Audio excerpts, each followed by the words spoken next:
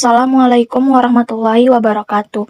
Perkenalkan, nama saya Sonia Ramadhani dari kelas 12 IPA 2. Di sini saya akan menjelaskan pertumbuhan dan perkembangan pada tumbuhan, hewan, dan manusia.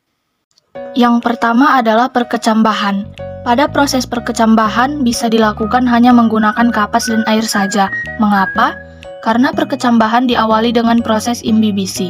Imbibisi merupakan peristiwa masuknya air ke dalam kecambah. Kenapa air harus masuk dalam kecambah? Karena fitohormon. Fitohormon itu adalah hormon pertumbuhannya. Hormon-hormon di dalam biji ini akan aktif bekerja jika ada air. Selanjutnya ada bagian-bagian dari biji kecambah. Nah, pada biji dikotil ada dua keping yang terbelah. Yang nongol ini adalah radikula. Radikula itu adalah calon akar. Kalau dibelah, di dalamnya ada plumula. Plumula yaitu bakal daun atau bakal batang. Di dalam biji tersebut terdapat cadangan makanan yang disebut kotiledon. Ketika biji mulai berkecambah, muncullah ke atas plumula dan ke bawah radikula. Dan terdapat testa. Testa ini adalah kulit biji. Ada dua tipe perkecambahan, yaitu yang pertama epigel. Epigel yaitu kotiledon naik ke atas permukaan tanah. Contohnya kacang hijau, kedelai, kacang panjang, dan tomat. Yang kedua adalah tipe hipogel. Hipogel yaitu ketika kotiledon tetap di dalam tanah. Contohnya kacang tanah, jagung, dan padi. Ada istilah hipokotil dan epikotil.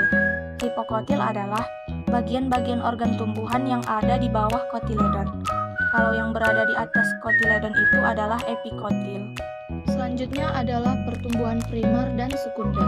Pertumbuhan primer yaitu terjadi pada ujung akar dan ujung batang, dilakukan oleh meristem primer. Meristem primer ini ada di ujung batang dan ujung akar.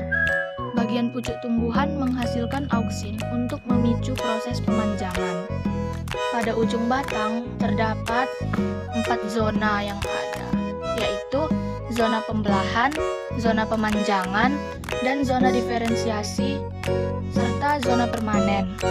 Begitupun di akar, ada zona pembelahan, pemanjangan, pematangan. Biasanya kalau pada akar ada bulu-bulu akarnya. Bedanya lagi, kalau akar ada namanya tudung akar.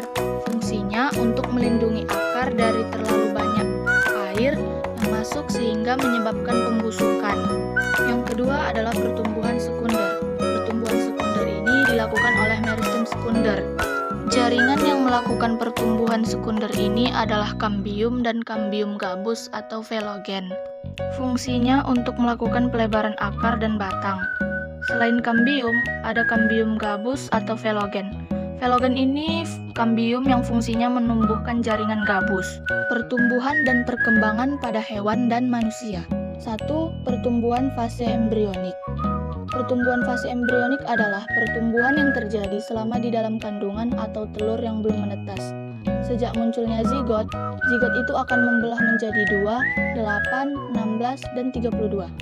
Ketika 32 sel itu, dia ada di fase morula, bentuknya seperti anggur. Setelah itu, akan memadat membentuk bola berongga atau blastula. Selanjutnya, membentuk 3 lapis yaitu gastrula. Lalu diferensiasi atau spesialisasi, terakhir organogenesis. Setiap lapis-lapis gastrula itu nanti dibentuk berbagai macam organ. Lapisan terluar yaitu ekstodon, kulit, indera, saraf. Dan ada mesodon yang terdiri dari ginjal, jantung, kelamin, tulang, otot, dan jaringan ikat. Dan endoderm yang terdiri dari hati, lambung, usus, dan paru-paru. Berikut adalah perkembangan pada manusia. Yang pertama ada periode pranatal.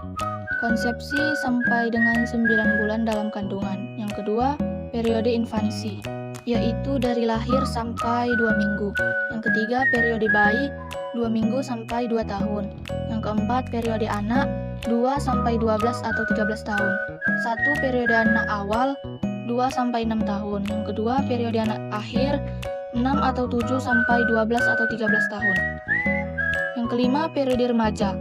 1. Ada pubertas 11 atau 12 sampai 15 atau 16 tahun. 2. Pubertas 13 atau 14 sampai 18 atau 21 tahun. Yang keenam ada periode dewasa 22 sampai tak berhingga. 1. Dewasa awal 21 sampai 40 tahun, 2. Dewasa madya 40 sampai 60 tahun, 3. Dewasa akhir 60 sampai meninggal.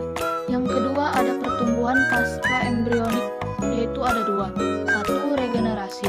Regenerasi adalah proses pergantian sel-sel rusak atau pada beberapa hewan sebagai mekanisme perlindungan diri, seperti cicak, eutautotomi, dan reproduksi vegetatif atau fragmentasi, contohnya cacing pipih. 2. Metamorfosis, yaitu peralihan bentuk atau morfologi.